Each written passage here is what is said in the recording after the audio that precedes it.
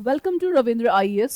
बच्चों, इस स्लाइड में क्लैट का 2020 का पेपर हम लोग डिस्कस करने जा रहे हैं। जैसे कि माई सेल्फ निकिता, मैं आपको लीगल एप्टीट्यूड का जो पोर्शन आया था 2020 से उसका हम लोग आज यहाँ डिस्कशन करेंगे। जैसा कि हम सब जानते हैं कि 2020 में आपका क्लैट का पैटर्न चेंज हुआ था। तो भाई पैटर्न में लीगल के कैसे क्वेश्चंस आए थे उसी के बारे में डिस्कशन करेंगे। और आप इस वीडियो को देखने के बाद आप बोल सकते हैं, इवन आप बोलेंगे भी कि भाई 19 या 20 में अगर कंपेयर करूं तो भाई कोई ड्रास्टिक चेंज नहीं हुआ है क्लैट पैटर्न में। यस, तो आप लोग देखिए 2020 क्लैट के पेपर में जो लीगल पार्ट था उसमें बच्चों 8 पैराग्राफ आए थे आपके लीगल एप्टीट्यूड में। तो 8 पैराग्राफ को हम लोग समझेंगे दो दो पार्ट करके। तो आज अभी मैं आपके सामने 2 पैराग्राफ लेके आई हूं और आप इस चीज को समझिए कि भाई ये पैराग्राफ हमारे किस लॉ के सब्जेक्ट से रिलेट है। जैसा कि मैं बता दूं कि लीगल एप्टी में you have to focus on law of tort, Indian contract, IPC, constitution and legal एप्टी। तो देखना बच्चों, ये सारे पैराग्राफ भी इन्हीं 5 से कुछ ना कुछ रिलेट होगा। सो प्लीज आप इसको अच्छे से एनालिसिस करिए ताकि भाई इस साल का जो भी आपका क्लैट का पेपर आएगा आपको डिफिकल्टी महसूस बिल्कुल ना हो। देखिए बच्चों 2020 में 8 पैराग्राफ आए थे, जिसमें से एक पैराग्राफ लेके आई हूं मैं, दैट इज जो कि लॉ ऑफ टॉर्ट का था। क्योंकि बच्चों मैंने इस पेपर को अच्छे से एनालिसिस करके आपके सामने आई हूं कि भाई पेपर को आपको कैसे पढ़ना है, कैसे सॉल्व करना है। तो ये पैराग्राफ मैंने इजीली पढ़ा और टॉपिक का नाम दे दिया लॉ ऑफ टॉर्ट। ये चीज आपके बुक में नहीं, सॉरी आपके पेपर में नहीं गिवन रहेगा, बट मैं आपको वे बताऊंगी कि पैराग्राफ को कैसे एनालिसिस करके आप उस पैराग्राफ का नाम दे सकते हैं। तो देखिए बच्चों, सबसे पहला पैराग्राफ जो कि 7 मई 2020 को बच्चों एक major leakage of styrene gas हुआ था। और ये कंपनी कौन सी थी? Plastic manufacturing plant LG polymers. सबसे पहले बच्चों इस पैराग्राफ को पढ़ने से पहले, ये इंसिडेंट 2020 में हुआ और मैं आपको लॉ एंट्रेंस में मेनली फोकस किस पे करने को बोलती हूं? न्यूज़पेपर और न्यूज को सुनिए, क्योंकि आपके जो क्वेश्चंस हैं इन्हीं न्यूज में से आएंगे। क्योंकि आपका बच्चों जो लॉ एंट्रेंस का सब्जेक्ट है लीगल का, जो लीगल का भी सब्जेक्ट है, वो सारे सब्जेक्ट कॉमन है, वो हमारे डे टू डे लाइफ में होता है। इसीलिए ये पैराग्राफ भी बच्चों जब 2020 को हुआ था, मतलब भाई आपका 2020 में सितंबर को पेपर हुआ था, तो देख लीजिए मई का करंट अफेयर पूछ लिया गया है। तो भाई जिस बच्चे को ये इंसिडेंट मालूम होगा वो क्विकली समझ जाएगा कि भाई ये इंसिडेंट तो लॉ के इस टॉपिक में से होना है, तो उसके लिए इंसिडेंट कोई डिफिकल्टी ही नहीं है। सो बच्चों पैराग्राफ समझने के लिए भी भाई आपको करंट अफेयर पे हमेशा फोकस करना होगा। तो फर्स्ट पैराग्राफ आपने समझा कि ये इंसिडेंट विशाखापट्टनम वाला बोल रहा है, जो कि आपका सिंपली गैस लीक हुआ था। जैसे देखिए मैंने इन वर्ड्स को बच्चों हाईलाइट कर दिया है ताकि इस पैराग्राफ को हम वर्ड टू वर्ड पढ़े ना, बस मेन चीज को पढ़े जो कि आपको समझना है। क्योंकि भाई पैराग्राफ रीडिंग करते वक्त भी आपको जो मेन वर्ड्स होंगे उसको अंडरलाइन करना है, ताकि जब दोबारा पढ़ेंगे तो भाई उस चीज से हम आंसर्स को अपना इजिली सॉल्व कर सकते हैं।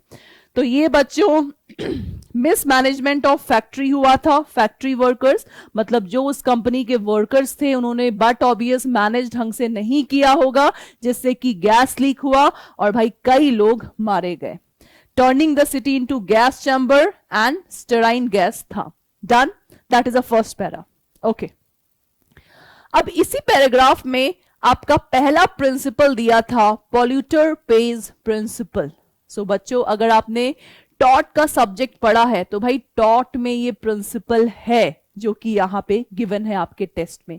ये प्रिंसिपल क्या कहता है बच्चों, मैंने हाईलाइट किया है, obligation of compensating the damage to the people who ought to reimburse it and also have to capacity to disburse it. Then इन्वर्नो legal action and Union of India case, जिसमें कि कोर्ट ने इस principal को highlight किया था।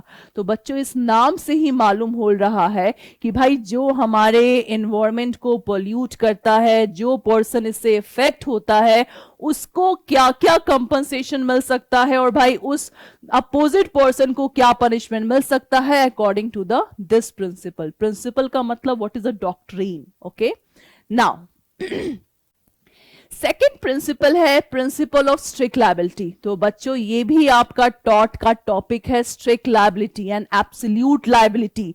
जैसे strict liability बच्चों मैंने अलग से वीडियो भी बनाया है, चाहे तो इस कॉन्सेप्ट को आप अच्छे से उस वीडियो में समझ सकते हैं कि स्ट्रिक्ट और एब्सोल्यूट में क्या डिफरेंस है। तो स्ट्रिक्ट का बच्चों अगर जिस बच्चे ने लॉ पढ़ रखा होगा उसको क्विकली रिमाइंड हो जाएगा कि स्ट्रिक्ट लायबिलिटी का मतलब है इन विच ओनर की गलती ना हो, still owner will be liable, that is called strict liability. देखिए डेफिनेशन क्या है, आप सब जानते हैं ये principle Rylands versus Fletcher case से अराइज हुआ है। जब भी ये टॉपिक पढ़ते हैं तो ये केस का नाम जरूर आएगा। Then unnatural manner and who keeps any hazardous substance on such premises would be held be liable under the principle of strict liability।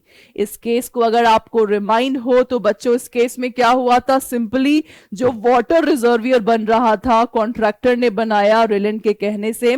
जैसे ही रिजर्वियर भरा, पूरा जो नीचे ओल्ड शेप था जिसको डिफेंडेंट ने ध्यान नहीं दिया था, वो ओल्ड शेफ से सारा पानी प्लेंटिफ के कोल माइन में गिर गया था, जिससे कि प्लेंटिफ का कोल माइन डैमेज हुआ था। तो भाई प्लेंटिफ डिमांड कर रहा था डिफेंडेंट से दिस वन का। Done. So this is the first paragraph, this is the second paragraph of strict liability. और बच्चों हम सब जानते हैं कि स्ट्रिक्ट लायबिलिटी में आपके एक्सेप्शंस भी अवेलेबल है। एक्सेप्शंस का मतलब जिसमें कि डिफेंडेंट बच सकता है अगर वो पांचों में से किसी एक एक्सेप्शन को प्रूफ कर दे। तो देखिए बच्चों ये पैराग्राफ पढ़ा भी नहीं है तब भी समझ में आ रहा है कि भाई हाँ ये लीगल पार्ट का है, टॉट के टॉपिक से रिलेट करता है। तो बच्चों इसीलिए पैराग्राफ से डरिए मत, क्योंकि भाई पैराग्राफ वही चीज बता रहा है जो कि आप लोगों ने अपने लीगल थ्योरी में सब्जेक्ट्स को पढ़ रखा है। डन। देन थर्ड प्रिंसिपल देखिए इसी पैराग्राफ का, प्रिंसिपल ऑफ एब्सोल्यूट लायबिलिटी। तो ऊपर से 3 प्रिंसिपल है, मतलब एक पेज पूरा भर गया। तो बच्चों कोई घबराने की जरूरत नहीं है। भाई बच्चे इतने बड़े बड़े पैराग्राफ को देख के घबरा जाएंगे कि भाई हम इसे कैसे सॉल्व करें। तो बच्चों घबराइए मत, क्योंकि भाई ये सारा जो पेज आपका भले ही 1 पेज में है, 2 पेज में है, कुछ नहीं है, बस लीगल थ्योरी को अब पेपर में समझाया गया है आपको, और कुछ नहीं है आपके क्लैट के पैटर्न में और दूसरे सब्जेक्ट के भी पैटर्न में। एब्सोल्यूट का मतलब आप जानते हैं, एमसी मेहता केस बहुत फेमस हुआ था इसमें, बिकॉज इसी केस से एब्सोल्यूट लायबिलिटी का जो प्रिंसिपल था हम लोग के इंडिया में अराइज हुआ है। ये क्या कहता है बच्चों, N enterprise is engaged in any dangerous or hazardous activity that threatens the people working in the enterprise and those living nearby, it owes an absolute and non-delegable duty to the community that had no harm will be caused। Simple सा बोला गया है इसमें कि जो absolute liability है वो strict से सिर्फ एक चीज के लिए डिफरेंस है। Strict liability minus exception is equal to absolute liability. That is a formula to learn the absolute liability. It means absolute liability में भाई आपको एक भी एक्सेप्शन नहीं मिलेगा, डिफेंडेंट विल बी लायबल। जैसे भोपाल गैस ट्रेजेडी भी इसका बहुत अच्छा एग्जांपल है जो कि एब्सोल्यूट लायबिलिटी को शो करता है। सो बच्चों आपने तीनों प्रिंसिपल को ध्यान से पढ़ा, केस को पढ़ा जो विशाखापट्टनम 2020 में हुआ था, कैसे उस केस को देखिए टॉट के इन तीनों टॉपिक से रिलेट किया गया। डन। अब हम लोग बच्चों क्वेश्चन को सॉल्व करेंगे। सबसे पहला, under which of the following principle will the company LG polymer be liable.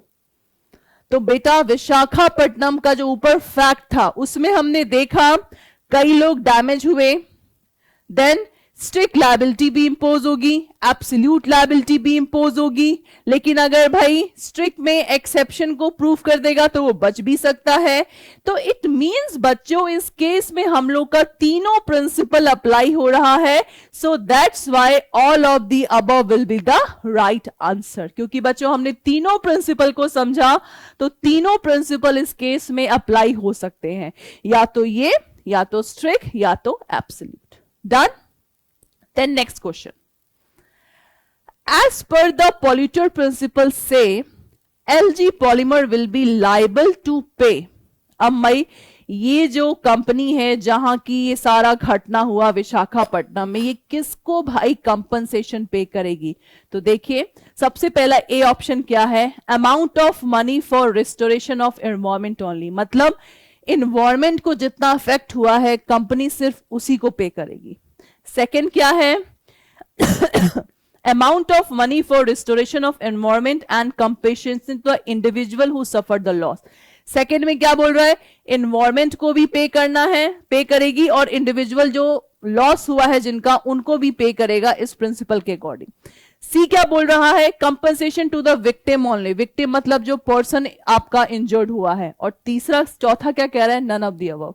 तो बच्चों हमने देखा कि भाई किसी भी, मान लीजिए कंपनी में कुछ भी घटना होती है तो भाई हम लोग का एनवायरमेंट भी है, हमें राइट टू क्लीन एनवायरमेंट भी हम लोग का फंडामेंटल राइट है। तो अगर एनवायरमेंट को हार्म पहुंचाएंगे it means you are also liable for that act. और भाई इंडिविजुअल के लिए तो but obvious you are liable. So बच्चों the correct answer will be B. That's why, that is a reason. क्योंकि भाई आपके पास चार ऑप्शन है, आपको यह भी समझना है कि ए क्यों नहीं सही है, सी क्यों नहीं सही है, और डी क्यों नहीं सही है। तो बच्चों डैमेज के लिए भाई दोनों को, मतलब इस कंपनी को कंपनसेशन पे करना पड़ेगा। ठीक है, नाउ सी दिस वन। अब देखिए बच्चों इस क्वेश्चन में मैंने क्या किया है, अर्थक्वेक को हाईलाइट कर दिया, ये मैंने हाईलाइट किया है, आपके ऐसे पेपर में नहीं गिवन रहेगा।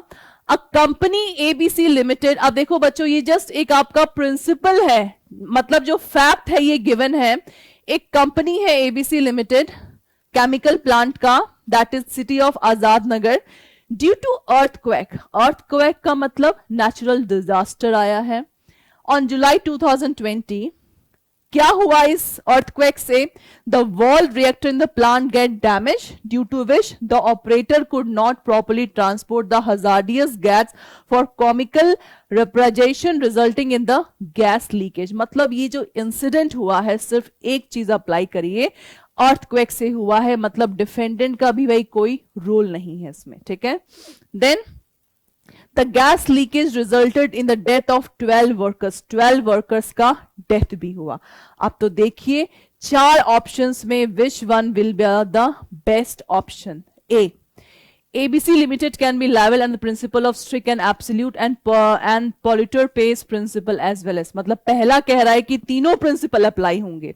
दूसरा, ABC can be held liable under the polluter principle and the principle of absolute but can be exempted under the rule of strict liability. इस चीज को भी ध्यान रखिएगा कि तीनों प्रिंसिपल अप्लाई हो सकते हैं, लेकिन जो डिफेंडेंट है स्ट्रिक्ट लायबिलिटी के अंतर्गत छूट भी सकता है। क्योंकि बच्चों स्ट्रिक्ट लायबिलिटी में हमने डिफेंस दिया था पैराग्राफ में, एक्ट ऑफ गॉड। तो एक्ट ऑफ गॉड बेटा अर्थक्वेक भी क्या है, that is a act of God. भाई भगवान के, मतलब अर्थक्वेक भाई आप किसी के इंटेंशन से नहीं आता है, अर्थक्वेक भाई नेचुरल क्लैमिटी है, कभी भी आ सकता है। So the correct answer will be the B. अब सी देखते हैं क्यों नहीं सही है। ABC Limited will not be liable under any of the principle. That is absolutely wrong बच्चों, कोई ना कोई प्रिंसिपल तो अप्लाई होगा ही इसमें। D. ABC Limited will be held liable under strict and absolute, but the principle of polluter pays will not be applicable in this situation. That is absolutely wrong, क्योंकि भाई but obvious compensation तो भाई देना ही पड़ेगा company को to the individual and for the protection of the environment. So fourth, the argument of LG Polymers that did not know that the styrene gas could leak, मतलब अब इसमें से आपको सेलेक्ट करना है that argument did not know that the styrene gas could leak. ये argument क्या है? Strong argument and can reduce the liability under this. Strong argument and can reduce the liability, मतलब ये लायबिलिटी को डिक्रीज कर सकता है दैट इंसिडेंट। सी क्या है, weak argument and will not help in reducing the liability of LG polymer under any of the principle. But obvious बच्चों, भाई जब कंपनी से गलती हुआ है, it is the basic work of the manager and the workers of the company to manage the environment, to manage the particular things which is in the situated in the company. So ये company के workers management का काम है कि भाई वो देखे कि कंपनी से कुछ नुकसान ना हो। तो बच्चों, that thing is the weak argument and will not help in reducing the any liability. और देखिए डी में क्या है, weak argument but may help in reducing their liability। नहीं बच्चों, reduce liability नहीं होगा, they have to pay compensation or damages to the other party। then fifth, X, ये भी देखो बच्चों, ये भी आपका फैक्ट गिवन है। तो देखो बच्चों, एक सिंपल सा चीज पूछा गया, आपको घबराने की बिल्कुल भी जरूरत नहीं है कि भाई इतने बड़े बड़े क्वेश्चंस है। भाई बड़े बड़े क्वेश्चंस में जो लॉ अप्लाई हो रहा है वो वही हो रहा है जो आप लोगों ने पढ़ रखा है। तो देखिए अब इस फैक्ट में क्या है, XYZ is a company operating a pesticide factory in the city of Rampur। Done, Rampur एक जगह का नाम है जहां ये कंपनी पेस्टिसाइड बनाती होगी। One day, due to the negligence of the factory staff, there is a leakage of the pesticide gas, as a result of which many pests and insects which feed on the plantation crop of farms are killed। Negligence है, negligence को ध्यान रखिएगा, taught में आपका negligence भी एक chapter था। There is no harm caused to the people living nearby or workers of the pesticide factory. However, the leakage was so this one that it reduced the quality of air। मतलब भाई इस incident से people को भले ही नुकसान ना हुआ, लेकिन भाई एनवायरमेंट इस चीज से हम लोग का इफेक्ट हो गया। डन, अब देखिए क्वेश्चन क्या पूछा है। In this case, XY will be absolutely liable but not strictly liable। absolutely मतलब भाई नहीं बख्शा जाएगा, you are liable। then XY will not be liable under the strict and absolute principle because leakage only killed the pest and insect। that is wrong, भाई environment भी effect हुआ था हम लोग का। C, XY liability under the strict and absolute liability principle will depend upon the inquiry as to whether leaked pesticide gas was a hazardous substance or chemical, and it will be liable under the polluter pays principle। but obvious, भाई हमें देखना पड़ेगा क्योंकि strict और absolute में मैंने आपको क्या बोला, बस एक चीज का डिफरेंस होता है। वो डिफरेंस है कि भाई आपको एक्सेप्शन स्ट्रिक्ट बचा सकता है लेकिन एब्सोल्यूट आपको एक्सेप्शंस को नहीं बचा सकता है। और डी क्या है, will not be liable. That is totally wrong. भाई लायबल होगा बट सर्कमस्टांस को देखा जाएगा कि वो जो फैक्ट्री था कितना इंजूरियस था पीपल के लिए, एनवायरमेंट के लिए और अदर्स थिंग के लिए। ठीक है, so C will be the right answer. So बच्चों, ये आपका टॉट का टॉपिक खत्म हो गया। अब हम देखेंगे आपका जो नेक्स्ट पैराग्राफ है जो कि आईपीसी से रिलेट है। डन, अब देखिए मैंने आईपीसी को कैसे निकाला इस पैराग्राफ से। मैं आपको फिर से बता दूं, ये आपका पैराग्राफ का कोई हेडिंग नहीं गिवन होगा क्योंकि भाई पैराग्राफ आपका सिंपली गिवन रहेगा। आपको उसमें से लॉ निकालना है कि भाई इस पैराग्राफ में से कौन सा लॉ यहां पे गिवन है। डन, देखिए ये पैराग्राफ यहां से शुरू होता है, क्या है, कॉमन इंटेंशन इंप्लाइज। भाई कॉमन इंटेंशन, मान लीजिए कोई एक न्यू स्टूडेंट है जिसने अभी स्कूल लेवल पे कुछ नहीं पढ़ा लॉ के बारे में, कोई मतलब उसने 12th के बाद भी कुछ नहीं पढ़ा, तो उसके लिए भाई कॉमन इंटेंशन क्या होगा, उसको बेटा हर चीज पढ़ना पड़ेगा A to Z कि भाई कॉमन इंटेंशन क्या है। बट जिसने भाई लीगल थ्योरी ऑलरेडी पढ़ रखा होगा, स्कूल लेवल पे पढ़ रखा होगा, उसके लिए ये वर्ड आते ही समझ में आ जाएगा, अरे ये तो भाई आईपीसी का टॉपिक है। तो common intention that is given in section 34 of your Indian penal code. तो भाई आपका क्विक रिमाइंड आ जाएगा, अरे ये तो इसका है, कॉमन इंटेंशन आईपीसी का है। तो मैंने क्या किया, आईपीसी गिवन कर दिया। डन, अब देखिए कॉमन इंटेंशन, सिंपली बता दूं कॉमन इंटेंशन होता क्या है।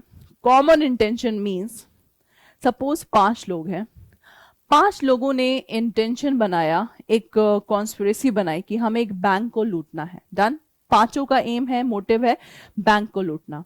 देन इसमें से 2 पर्सन बैंक के गेट के बाहर हैं, एक पर्सन बैंक के पास गाड़ी लेके खड़ा है, 2 पर्सन बैंक के अंदर गए, सामान लिया, पैसा लिया, चीजें ली, भाग गए। देन जो गेट में थे वो लोग भी आ गए और गाड़ी स्टार्ट की 5वें बंदे ने और वो सब भाग गए।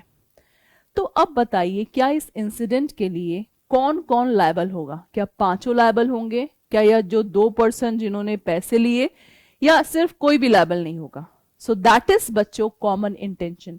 क्योंकि इसमें क्या है भाई, पांचों लोगों को लायबल ठहराया जाएगा क्योंकि पांचों का कॉमन इंटेंशन था कि हमें डकैती करना है इस बैंक में। That is called common intention. Done. तो देखिए डेफिनेशन क्या गिवन है। Common intention implies a pre arranged plan and prior to the commission of the act. But obvious भाई हमने एक्ट से पहले प्लानिंग किया है कि हमें बैंक को लूटना है। एग्जाम्पल अपने माइंड में रखिएगा, आपका कॉमन इंटेंशन इजिली क्लियर हो जाएगा। Done. May well develop on the spot, मतलब भाई कॉमन इंटेंशन हम लोग का ऑन द स्पॉट भी बन सकता है। यस, जैसे मान लो पांचों ने क्विकली डिसाइड किया कि चलो हम इस बैंक में लूट के उस मैनेजर का मतलब हम लोग मर्डर भी कर देंगे। सो हमारा ऑन द स्पॉट भी कॉमन इंटेंशन बन सकता है। between the number of person and could be inferred from the fact and circumstance of each case. Otherwise अगर common intention नहीं मालूम चला, so according to the fact and circumstance we can easily search कि भाई common intention इस act में है कि नहीं है। Done? Then this was the case which is mentioned in this paragraph. इस केस को देख लीजिएगा, अदरवाइज ये पैराग्राफ हम लोग को समझ में आ गया कॉमन इंटेंशन की बात कर रहा है। डन। देन नेक्स्ट पैराग्राफ जो आपका है एज इट इज, ऐसा ही पैराग्राफ आप लोग के 2020 में पूछा गया था, बस ये हाईलाइटेड वर्ड्स नहीं थे जो कि मैंने मेंशन किया है भाई आप लोग को पढ़ने के लिए, ताकि आप लोग को इजी लगे पैराग्राफ और आप इस चीज को अच्छे से समझे।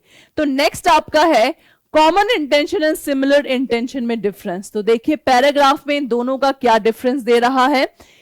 थर्ड लाइन से मैंने अंडरलाइन किया है, intention of each one of them be known to the rest of them, that is common intention. भाई मालूम होगा सबको कि भाई क्या ये चीज है। देन शेयर्ड बाय देम, सबके द्वारा शेयर किया गया। In the case of this one, state of Bihar, the Supreme Court said, अब भाई देखो इस केस में सुप्रीम कोर्ट का कॉमन इंटेंशन और सिमिलर इंटेंशन को लेके क्या डिसीजन आया है। बच्चों जो आपके पैराग्राफ में केसेस दिए रहते हैं, केसेस को भी आप लोग अच्छे से देखिए कि उस केस में क्या बोल रहा है, बिकॉज केसेस से भी बच्चों क्वेश्चंस आपके देखना नीचे बनेंगे। तो केसेस का नाम अच्छे से अंडरलाइन करना और केसेस का क्या वर्डिंग है इसको भी आप अच्छे से अंडरलाइन करिएगा। Then common intention which developed at the spur of the moment is different from similar intention acted a number of person at the same time. It means this line जो कि एक डिफरेंस बताता है कि भाई similar intention और common intention में क्या डिफरेंस है, which is given by in this case. ठीक है, कॉमन इंटेंशन मतलब जो आपका प्रायर कमीशन होता है एक्ट का, मतलब प्रायर हम डिसाइड कर लेते हैं कि भाई हमें ये चीज करना है, that is common intention. And similar intention what, acquitted a number of person at the same time, मतलब उस समय कितने पर्सन्स हैं जो कि ये मोटिव का सोच रहे हैं, that is called similar intention. Done. अब देखिए बच्चों, it is necessary that intention of each of the several person known to each other from the constituting common intention। ठीक है, ये आपका कॉमन इंटेंशन इन सबका पैराग्राफ था। अब देखिए इसके क्वेश्चंस कैसे पूछे जा रहे हैं, and questions were damn easy. देखिए first question, a gang of 6 members went to bank. लो देखो बच्चों, जो मैंने एग्जांपल आप लोगों को डिस्कस किया वही एग्जांपल, क्या पता ये एग्जांपल वही हो। तो देखिए तो क्या है ये, a gang of 6 members went to a bank armed with weapon to commit a heist. While 5 of the gang members went inside the bank, 5 member bank के अंदर गए। इन सबका क्या मेन इंटेंशन था, commit a heist. A waited outside the bank, मतलब जो एक पर्सन था वो बाहर वेट कर रहा था। To alert them on the any threat, मतलब वो बाहर क्यों था भाई, वो अलर्ट कर सके अगर कुछ भी इंसिडेंट हो गया बाहर तो। Then During the hit, one of the gang member fired a gun at the branch manager. As a result, he died. Done.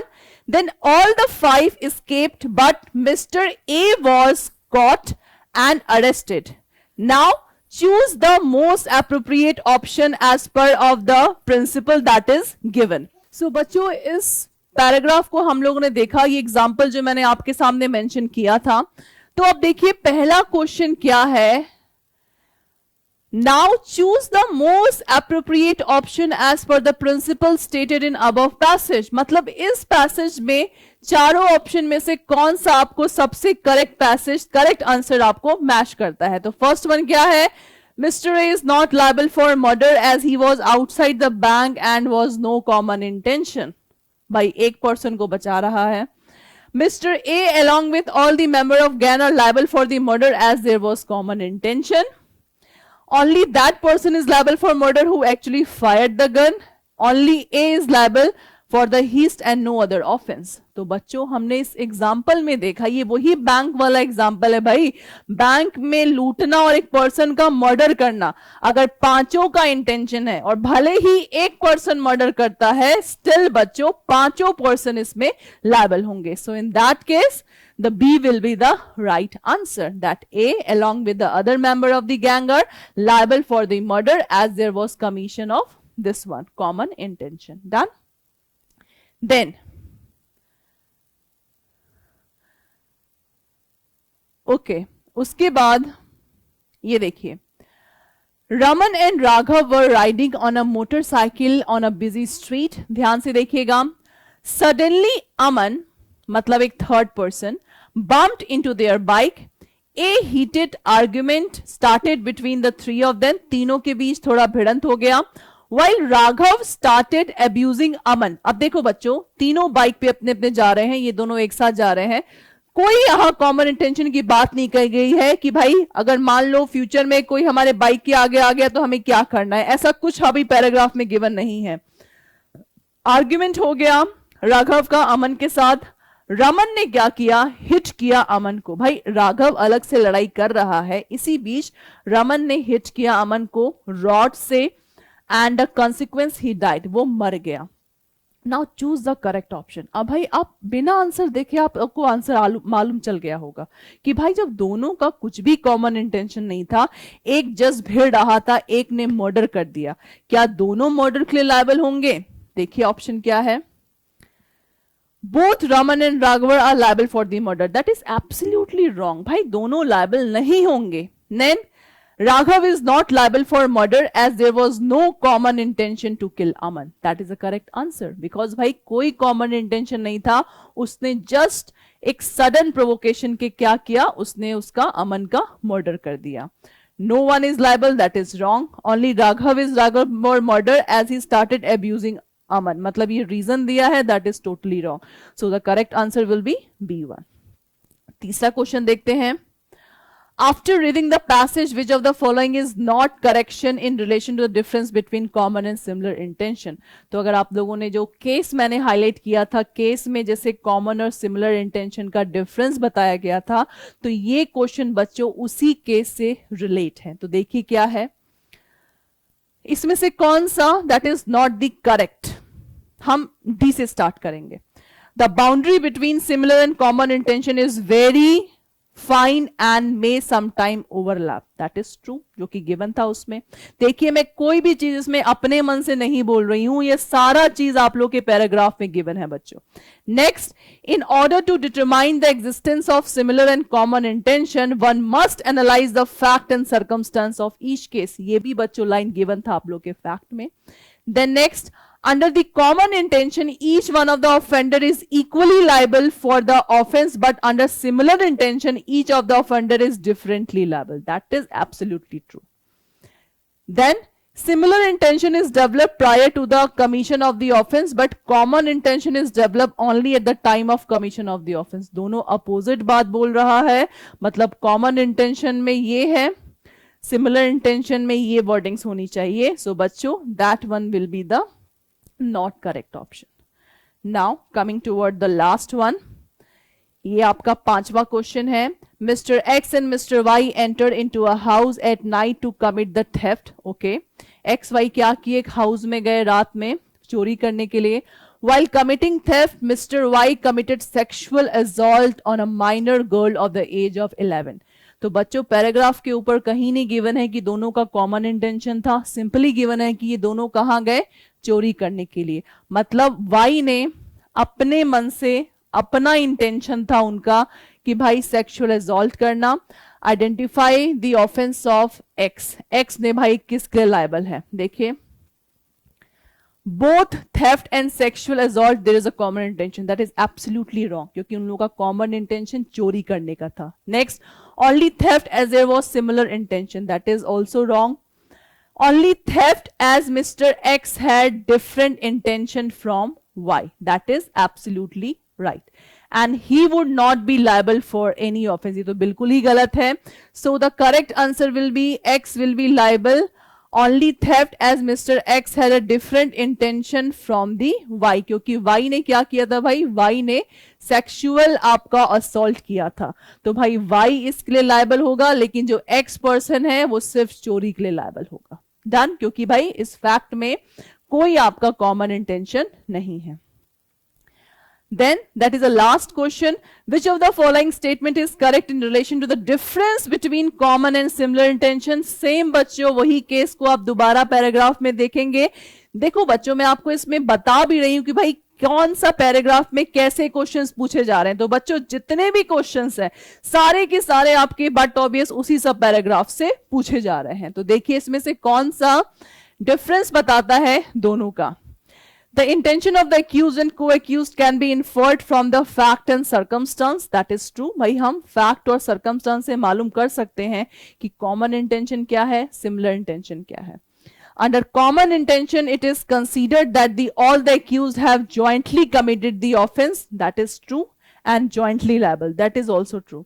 Each accused is liable for the offense he has actually committed if the common intention cannot be proved. बिल्कुल भाई मेरा अगर common intention है हम लोग का चोरी करने का और किसी एक पर्सन ने इन्हीं में से किसी का मर्डर कर दिया, तो but obvious theft plus murder का चार्ज सिर्फ उसी पर्सन पे जाएगा और बाकी सब पर्सन पे थेफ्ट का चार्ज जाएगा।